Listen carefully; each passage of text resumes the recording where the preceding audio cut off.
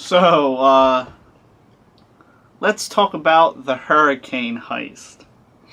I watched this a few days ago, and I remember seeing trailers for this in theaters, and me and my friends would joke about it, and say, yeah, it's gonna be schlocky.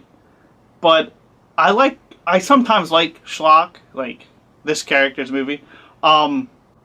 I went into this with the most open mind possible. Within the first 10 minutes of the film, it lost me. My brain checked out, and I still watched it fully, obviously. But with how they handled it, my brain checked out. So the very opening scene is set during a hurricane, and it follows the two main characters in the film when they were younger. And the hurricane kills their father, but that's not the part. The part is the youngest son looks up into the hurricane, and there's a literal giant CGI demon skull in the hurricane that is staring at the children and pretty much laughing at them. And at that point, I'm like, yep, nope, I'm out. This is clearly not a serious movie at all. This is the most goofiest crap I've ever seen, because it's a literal CGI skull during a hurricane. And at that point, I knew I was going to watch it for shits and giggles, because you can't take a film like that seriously.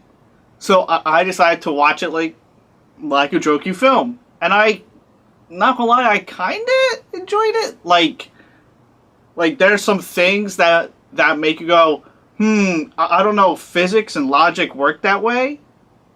But after giant CGI skull, you kind of accept that crap. And basically the film is about two brothers and a cop trying to stop robbers from stealing a bank during a hurricane. That's it. The villains basically think that the hurricane would be the perfect cover up and all that stuff. That's it.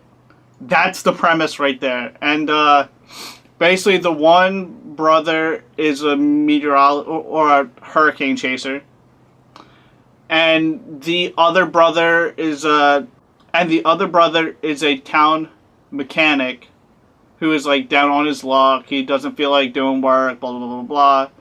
The one son succeeds, the other son fails story. And the female cop, who is actually really good in this. She did great. And the lead brother's Toby Kebbell, who I really enjoy. I like Toby Kebbell. I liked him in Kong Skull Island. I liked him in Planet of the Apes, because he had played Koba. I even liked him in Fantastic Four, kinda. And I don't think that was his fault. And he's in my favorite episode of Black Mirror. So, I'm a huge fan of Toby Kebbell. Yeah, overall it's not a good movie, because the editing's rough. There's some physics that I don't know would work or not. I'm not a scientist, so I don't know. But it's the general laws just don't apply to this film. The villain's not particularly good. And there's multiple villains throughout, and it's each villain has another sub plan to trick the other villain, and it's just each villain has their own plans in their plans inside of their other plans, and it kind of gets lost with each of the villains, and the action's not shot well. There is no tension in the movie. It's a very gray, muddy looking film. There is really no color to it. I'm not I enjoyed it for how over the top goofy it is, this movie, but it's structurally not great. And I really wanted to be in the meeting of this movie, because it's alright guys, let's pitch this movie, and it's a hurricane, okay? And there's gonna be bank robbers. Hurricane Heist.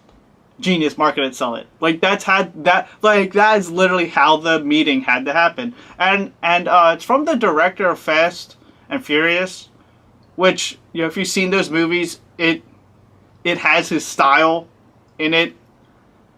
yeah, has his filmmaking style and all that stuff in it, and like you could tell pretty fast that it was done by him. But yeah, Hurricane Heist. It's on Netflix.